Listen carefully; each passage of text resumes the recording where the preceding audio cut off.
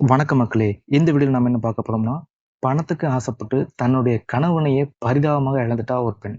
இந்த கேஸ பத்தி டீட்டெயிலா பார்க்கலாம். வாங்க வீடியோக்குள்ள போலாம். ஒரு நாள் நைட்டு ஒரு 10:30 மணி இருக்கும். அந்த ஊர் லோக்கல் ஸ்டேஷனுக்கு ஒரு ஃபோன் கால் வருது. என்னன்னு பார்த்தீங்கன்னா, இந்த மாரி என்னோட கணவர் வந்து வேலைக்கு போனாரு. எப்போதுமே சீக்கிரமே வந்துருவாரு. இன்னைக்கு இவ்வளோ நேரம் ஆகியும் எனக்கு வீட்டுக்கு ஃபோன் கால் வரல, அவரும் வரல. இந்த மாரி சொல்றப்போ, ஓகேம்மா பதட்டப்படாதீங்க. நீங்க அவரோட டீட்டெயில்ஸ் மட்டும் குடுங்க. என் பேரு, அவர் எதுல போனாரு, எத்தன மணிக்கு வருவாரு, இந்த மாரி டீட்டெயில்ஸ் கேட்கிறப்போ, அவங்க எல்லா டீட்டெயில்ஸுமே குடுக்குறாங்க. சரிம்மா நாங்களும் வந்து தகவல் தெரிஞ்சா சொல்றோம். சப்போஸ் அவங்க வந்து இயர்லியாவே உங்க வீட்டுக்கு வந்துட்டா எங்களுக்கு தகவல் சொல்லுங்க அப்படின்னு சொல்லிட்டு ஃபோன வைக்கிறாங்க. அந்த போலீஸ் ஸ்டேஷனுக்கு ஃபோன் பண்ண லேடியோட பேரு லட்சுமி. அவங்க கணவரோட பேரு வந்து ரவி. இவரு வந்து நல்ல ஒரு பிசினஸ் மேன். ஒரு 35 வயசு இருக்கும். அந்த ஏரியால வந்து இவர வந்து எல்லாருக்குமே தெரியும். ஏன்னா, அந்த அளவுக்கு கொஞ்சம் ஓரளவுக்கு வசதியான ஆளு தான். எதிரிகள் யாரும் இல்லைன்னு சொல்ல முடியாது. ஏன்னா, கொஞ்சம் பிசினஸ் மேனு அவங்க கொஞ்சம் வசதியான இருந்தாலே வந்து எல்லாமே இருக்கத்தான் செய்வாங்க. ஆனா, அவங்க மனைவிய பொறுத்தவரைக்கும் யாருமே இல்ல அப்படிங்கிற தாட்ல தான் இருந்திருக்காங்க. ஓகே. அப்படியே கட் பண்ணிட்டு இங்க வருவோம் ஸ்டேஷனுக்கு. ஸ்டேஷன்ல வந்து எல்லா டீட்டெயில்ஸும் கலெக்ட் பண்ண பிறகு நைட் ரவுண்ட்ஸ்க்கு கிளம்புறாங்க. அந்த லேடி கால் பண்ண ஒரு 1/2 அன் ஹவர்ல போலீஸ் ஸ்டேஷனுக்கு வந்து இன்னொரு கால் வருது. என்னன்னு பார்த்தீங்கன்னா, சார் இந்த மாரி ஏரியாக்கு அவுட் சைட்ல வந்து ஒரு கார் நிக்குது. அந்த கார் வந்து ஓப்பன்ல இருக்கு. ஆனா உள்ள வந்து ஆள் யாருமே கிடையாது. ஆனா ரத்த கறைகள் இருக்கிற மாரி இருக்கு சார். நீங்க வந்து கொஞ்சம் செக் பண்ணுங்க அப்படின்னு சொல்லிட்டு கால் வந்தப்போ, உடனே வந்து அந்த ஸ்பாட்டுக்கு வந்து போலீஸ் டீம் வந்து போய்க்கிட்டு இருக்கு. போலீஸ் டீம் வந்து அந்த ஸ்பாட்டுக்கு போனதுக்கு அப்புறம் அந்த கார வந்து கன்ஃபார்ம் பண்றாங்க. அது வேற யாரோடும் கிடையாது. ஆல்ரெடி கால் பண்ணி கம்ப்ளைண்ட் பண்ணாங்கல்ல ஒரு லேடி லட்சுமி. அவங்க ஹஸ்பண்டோட கார் தான். இன்ஸ்பெக்டர் வந்து உள்ள கார் ஃபுல்லா செக் பண்றாரு. செக் பண்றப்போ உள்ள பாடி கிடையாது. எந்த ஒரு ஆளுமே இல்ல. ஆனா ரத்த கறைகள் இருக்கிறத வந்து அவர் பார்க்குறாரு. ஒருவேளை இது மர்டரா இல்ல கிட்னாப்பிங்கா இல்ல வேற எதுவுமா அப்படிங்கிற தாட்ல வந்து இன்ஸ்பெக்டர் யோசிச்சுக்கிட்டு இருக்காரு. ஆனா இது வந்து ஒரு விபத்து கிடையாது. ஏன்னா வந்து கார் கண்ணாடி எதுவுமே உடையல. நார்மலா காரு வந்து நிப்பாட்டியிருக்காங்க. டோர்லாம் ஓப்பன் ஆயிருக்கு. பிளட் கறைகள் வந்து அங்கங்க இருக்கு. இதுதான் சீனே. அடுத்தபடி என்ன பண்றாங்கன்னா, ரவியோட ஃபோன் லொகேஷன் வந்து ட்ராக் பண்றாங்க. அப்படி ட்ராக் பண்றப்போ என்ன ஆகுது பார்த்தீங்கன்னா, அந்த ரோட்ல தான் கடைசியா வந்து காட்டியிருக்கு. அதுக்கப்புறம் வந்து ஃபோன் வந்து ஸ்விட்ச் ஆஃப் ஆயிருக்கு. இன்னொரு ட்விஸ்ட் என்னன்னு பார்த்தீங்கன்னா, ரவியோட பேங்க்ல இருந்து அன்னைக்கு தான் வந்து கிட்டத்தட்ட ஒரு 25,00,000 வந்து வித்ட்ரா ஆயிருக்கு. சம் அமௌண்ட் வந்து ஏடிஎம்ல டிஃபரெண்ட் லொகேஷன்ல வந்து வித்ட்ரா ஆயிருக்கு. இதையுமே வந்து கண்டுபிடிக்கிறாங்க. உடனே இன்ஸ்பெக்டர் வந்து ரவியோட வீட்டுக்கு போறாங்க. வீட்டுக்கு போயிட்டு அவரோட மனைவிட்ட வந்து விசாரணை நடத்துறாங்க. அவங்க என்ன சொல்றாங்கன்னா, இந்த மாரி என்னோட ஹஸ்பண்டுக்கு வந்து வேற யாரும் எனிமீஸ்லாம் கிடையாது. அதுவும் இந்த அளவுக்கு இறங்கி பண்ணுவாங்கன்னா, கண்டிப்பா கிடையாது அப்படிங்கிற மாரி சொல்றாங்க. அப்படி சொல்லும்போது வந்து அவரோட மனைவியோட ஆக்டிவிட்டீஸ வந்து இன்ஸ்பெக்டர் நோட் பண்றாரு. அது என்ன சொல்றது? ஒரு பதட்டமா, ஒரு டென்ஷனே இல்லாம ஒரு கேஷுவலா சொல்லுவாங்க பாத்தீங்களா? அதிலே தெரிஞ்சு வரும். ஒரு கணவன் காணாம போயிருக்காங்க. ரத்த கறைகள் இந்த மாரி கார்ல இருக்குன்னு சொல்லப்போ எவ்வளவு பதட்டப்படுவாங்க. ஆனா அந்த அளவுக்கு இல்ல அப்படிங்கிறது வந்து இன்ஸ்பெக்டர் மைண்ட்ல ஓடிக்கிட்டு இருக்கு. அடுத்து இன்ஸ்பெக்டர் என்ன பண்றாரு பாத்தீங்கன்னா, ரவியோட க்ளோஸ் ஃப்ரெண்ட் சுரேஷ வந்து டார்கெட் பண்றாரு. அவன ஸ்டேஷன்ல கூப்பிட்டு விசாரிக்கிறப்போ அவன் என்ன சொல்றான்னா, சார் நாங்க எப்போதுமே கேஷுவலா நைட்லாம் பேசிக்குவோம். அப்படி பேசுறப்ப தான் எதார்த்தமா நான் லாஸ்ட்டா அன்னைக்கு பேசினப்போவே நாங்க பிசினஸ் பத்தி தான் பேசினோம். வேற எதுவும் பேசல அப்படின்னு சொல்றான். அப்படிங்களா? அப்படின்னு இன்ஸ்பெக்டர் சொல்லிட்டு அந்த டைமிங் மட்டும் சொல்லுங்களேன் அப்படின்னு சொல்லிட்டு அவன் ஒரு குத்துமதிப்பா ஒரு டைமிங் சொல்றான். அந்த டைமிங்கும் ஒரிஜினல் டைமிங்கும் மிஸ்மேட்ச் ஆகுது. இப்படி இன்ஸ்பெக்டர் வந்து சுரேஷ் கிட்ட பேசிட்டே இருக்கும்போது அந்த ஏரியா இருக்கக்கூடிய சிசிடிவி ஃபுட்டேஜ் ஒண்ணு அவர் கைக்கு வருது. அந்த ஃபுட்டேஜ்ல என்ன இருக்கு பாத்தீங்கன்னா, ரவியோட கார் வந்து கரெக்ட்டா அந்த ரோட்டுக்கு வந்து 10 மணி போல வருது. அதுக்கப்புறம் ஒரு 10 நிமிஷம் கழிச்சு என்ன ஆகுதுன்னு பார்த்தீங்கன்னா, இன்னொரு பைக் வருது. அந்த பைக்ல 2 பேர் இருக்காங்க. அவங்க யாருன்னு ஃபேஸ் சரியா தெரியல. ஆனா கார் கிட்ட போய் ஏதோ பண்றாங்க. ஒரு 5 நிமிஷத்துக்கு அப்புறம் கார் டோர்லாம் தொறந்து கிடக்கு. இது மட்டும் தான் தெரியுது. வேற எதுவும் தெளிவா தெரியல. இன்ஸ்பெக்டர் மைண்ட்ல என்ன ஓடுதுன்னா, இது வந்து ஒரு ரேண்டமா நடந்த ராபரி மாரி தெரியல. இது வந்து பக்கா பிளான் பண்ணி இறங்கியிருக்காங்க. அவங்களுக்கு வந்து எந்த ஒரு பதட்டமும் இல்ல. கேஷுவலா வந்துட்டு தான் போயிருக்காங்கங்கிறது இன்ஸ்பெக்டர் மைண்ட்ல கிளிக் ஆகுது. அன்னைக்கு தான் வந்து ரவியோட அக்கவுண்ட்ல இருந்து 25,00,000 எடுத்திருக்காங்க. வித்ட்ரா பண்ணியிருக்காங்க. வந்து இது என்னவா இருக்கும்னு இன்ஸ்பெக்டர் யோசிக்கிறப்போ, கிட்னாப்பிங்கா? இல்ல மர்டரா? ஆனா பாடி இன்னும் கிடைக்கல. ரவி உயிரோட இருக்கானா என்னன்னு தெரியல. இதெல்லாம் போட்டு மண்டையில போட்டு யோசிச்சுக்கிட்டு இருக்காரு இன்ஸ்பெக்டர். ரவி உயிரோட இருக்கானா இல்லையா? இல்ல கடத்திட்டாங்களா? ஏடிஎம்ல பணம் எடுக்கிறது யாரு? மனைவி ஏன் அவர் கேஷுவலா பதில் சொன்னாங்க? அவரோட க்ளோஸ் ஃப்ரெண்ட் சுரேஷ் அவன் எதை மறைக்கிறான்? ஏன் எதுவுமே முழுசா கிடைக்க மாட்டேங்குது அப்படின்னு இன்ஸ்பெக்டர் வச்சுக்கிட்டே இருக்காரு. அந்த ஃபுட்டேஜ இன்ஸ்பெக்டர் மறுபடியும் ஸ்லோவா வச்சு பாக்குறாரு. அப்படி பாக்குறப்போ அந்த பைக்ல வந்து 2 பேரோட மூவ்மெண்ட்ஸும் பாத்தீங்கன்னா எந்த ஒரு பேனிக்குமே கிடையாது. நார்மலா காமா வந்துட்டு எல்லாமே பண்ணிட்டு போற மாதிரி இருக்கு. வந்து இவங்க வந்து ப்ராப்பரா பிளான் பண்ணிருக்காங்க அப்படிங்கறத கன்ஃபார்ம் பண்றாரு இன்ஸ்பெக்டர். இன்ஸ்பெக்டர் வந்து அடுத்து என்ன டார்கெட் பண்றாங்கன்னா ஏடிஎம் வித் டிராவல். அந்த ஏடிஎம்ல இருந்து சிசிடிவி ஃபுட்டேஜ் எல்லாமே எடுக்கிறாங்க. அப்படி எடுத்து செக் பண்ணும்போது தான் இன்ஸ்பெக்டருக்கு ஒரு பெரிய ஷாக் ஒன்று ஆகுது. ரவியோட ஏடிஎம் கார்டு பின் நம்பர் தெரிஞ்ச ஒரு ஆளு ஏடிஎம்ல பணம் எடுக்கிறான். அவன் வந்து ஃபுல்லாவே மாஸ்க் கேப் எல்லாமே போட்டிருக்கான். அதனால வந்து உள்ள எதுவுமே தெரியல. அவன் பணத்தை எடுத்துட்டு வெளியே வரும்போது என்ன பண்ணா ஹெல்மெட்டை மாட்டுறதுக்கு எல்லாத்தையும் ரிமூவ் பண்றான். அப்போதைக்கு அந்த வெளியில ஒரு கார்னர்ல ஒரு கேமரா இருந்துச்சு. அந்த கேமரால இவன் முகம் வந்து ஒரு 2 செகண்ட் பதிஞ்சிருச்சு. அதை வந்து ஃப்ரீஸ் பண்ணி பாக்குறப்போ ஃபேஸ் வந்து கண்டுபிடிச்சிட்டாரு. அவர் வேற யாரும் கிடையாது. ரவியோட க்ளோஸ் ஃப்ரெண்டு சுரேஷ் தான். இதை பார்த்து இன்ஸ்பெக்டருக்கு ஒரே ஷாக்கு. மறுபடியும் ரவியோட ஃப்ரெண்டு சுரேஷை கூப்பிட்டு விசாரிக்கிறாங்க. விசாரிச்சு கேஷுவலா கேட்கிறாரு. இந்த மாதிரி ரவி அக்கௌண்ட்ல இருந்து சில அமௌண்ட் வந்து எடுத்திருக்காங்க ஏடிஎம்ல இருந்து. அதை எடுத்தது யாருன்னு தெரியுமா அப்படின்னு கேட்கிறப்போ இல்ல சார் எனக்கு தெரியாது நான் இல்ல அப்படின்னு சொல்றப்போ சிசிடிவி ஃபுட்டேஜ் வந்து அவன்கிட்ட காட்டுறாரு. ஆஹா வச்சாடா ஆப்பு அந்த மாதிரி மாட்டிக்கிட்டான் அவன். ஸோ அவன் மண்டே ஆட்டிட்டான். இல்லை சார் நான் தான் சார் எடுத்தேன், அவனுக்கு ஏதோ சுச்சுவேஷன் சார், அதனால என் ஏடிஎம்மையும் பின்னையும் சொல்லி எனக்கு இந்த இடத்துக்கு வந்து பணத்தை எடுத்துட்டு வா அப்படின்னு சொன்னான். நான் வந்து ஏடிஎம்ல பணம் எடுக்க போகும்போது அவனுக்கு கால் பண்ணேன், பட் ஆனால் ரீச் ஆகலை, ஃபோனு சுவிச் ஆஃப் ஆயிடுச்சு. சரி ஓகேன்னு சொல்லி நான் அந்த ஸ்பாட்டுக்கு போய் பார்த்தா ஸ்பாட்ல வந்து கார் தான் இருந்துச்சு, கார்ல பிளட்லாம் இருந்துச்சு, நான் பார்த்தேன் சார். மற்றபடி அவன் ஆளு இல்லை உள்ள. ஸோ எனக்கு என்ன பண்றது தெரியாம அந்த ஸ்பாட்டோட நான் எஸ்கேப் ஆயிட்டேன் அப்படின்னு சொல்லிட்டு சுரேஷ் சொல்றான். இன்ஸ்பெக்டருக்கு ஒரே குழப்பமா இருக்கு. ரவி ஏன் இவங்கிட்ட ஏடிஎம் கொடுத்து பின் கொடுத்து இவனை பணம் எடுக்க சொல்லணும்? அதுக்கு அவனே எடுத்துட்டு போயிருக்கலாமே. சப்போஸ் அவனுக்கு எதுவும் ப்ராப்ளம் இல்ல வேற யாரும் மிரட்டுறாங்க அப்படிங்கிற பட்சத்துல வந்து அவன் போலீஸ் வந்து கம்ப்ளைண்ட் பண்ணிக்கலாமே, ஏன் பண்ணல அப்படிங்கிற மாதிரி யோசிச்சுக்கிட்டு இருக்காரு. ஸோ அடுத்த கட்டத்து நடவடிக்கை என்ன பண்றாரு பாத்தீங்கன்னா, ரவியோட ஒய்ஃபோட மொபைலை வந்து செக் பண்றாங்க. செக் பண்றப்போ வந்து அந்த மொபைல் போன்ஸ்க்கு வந்து அன்னோன் நம்பர்ல வந்து அடிக்கடி கால்ஸ் வந்திருக்கு ஒரு ரீசன்ட் டேஸா.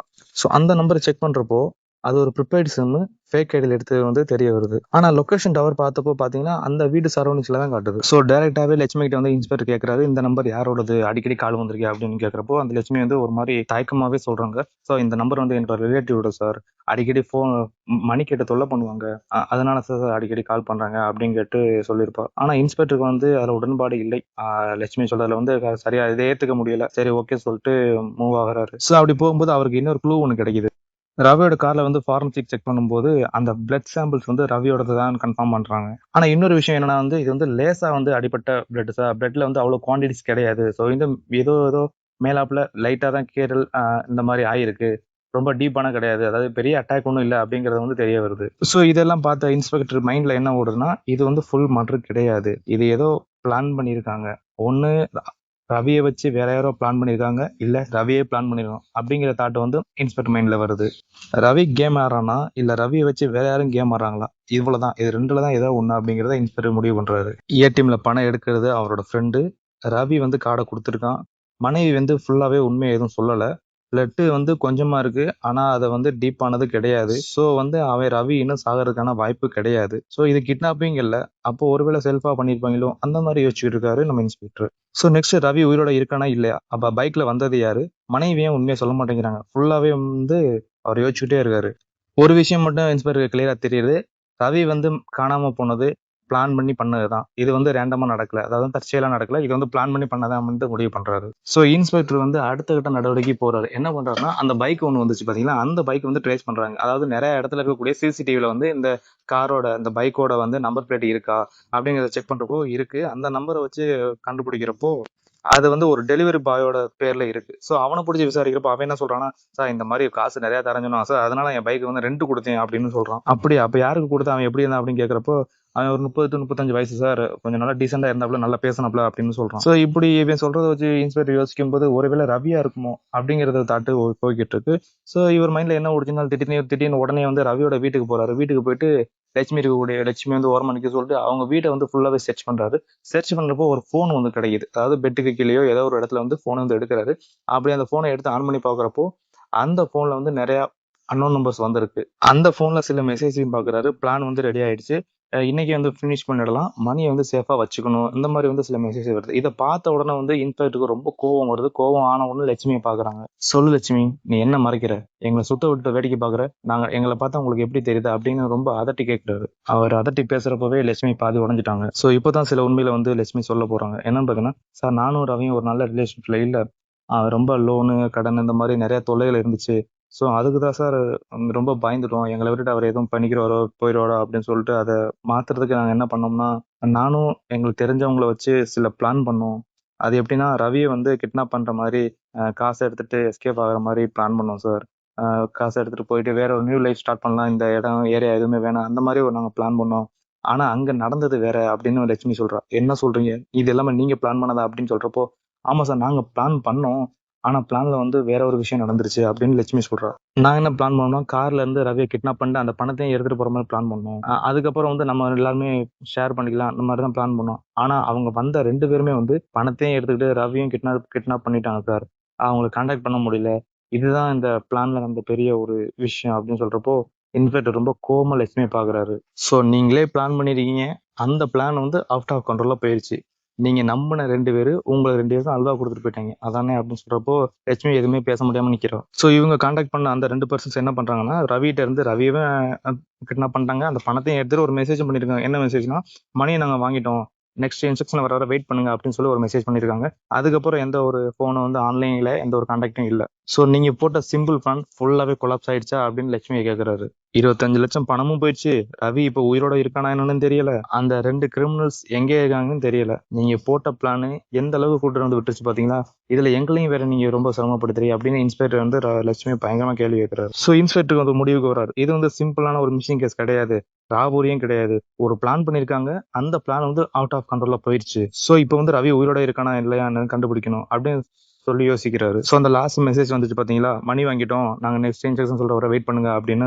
ஸோ அந்த மெசேஜ் வந்து கடைசியா எங்கேருந்து வந்திருக்கு அப்படிங்கிற லொகேஷன் வந்து ட்ராக் பண்றாங்க. ஸோ நைட்டு ஒரு 1:30 போல போலீஸ் டீம் வந்து அந்த ஏரியா ஃபைண்ட் அவுட் பண்ணி அந்த ஏரியாக்குள்ள என்டர் ஆகுறாங்க. அந்த சைடு பாத்தீங்கன்னா ஒரே குடோனா இருக்கு. அந்த குடோனுக்குள்ள ஃபுல்லாவே இருட்டாதான் இருக்கு.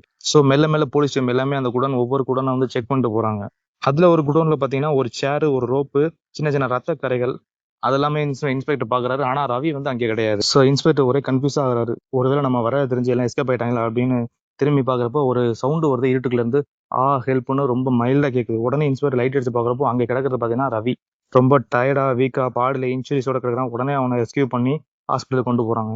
ரவியை ஹாஸ்பிட்டல் கூட்டு போற வழியிலே வந்து இன்ஸ்பெக்டர் வந்து கொஞ்சமா அவர் கேட்கிறாரு, இதெல்லாம் யார் பண்ணுன்னு தெரியுமா அப்படின்னு. இல்ல சார், நாங்க ஒரு பிளான் பண்ணோம், நாங்க நம்பின 2 பேர் தான் எங்களை இப்படி பண்ணிட்டாங்க அப்படின்னு சொல்லி அவன்கிட்ட சொல்றோம்.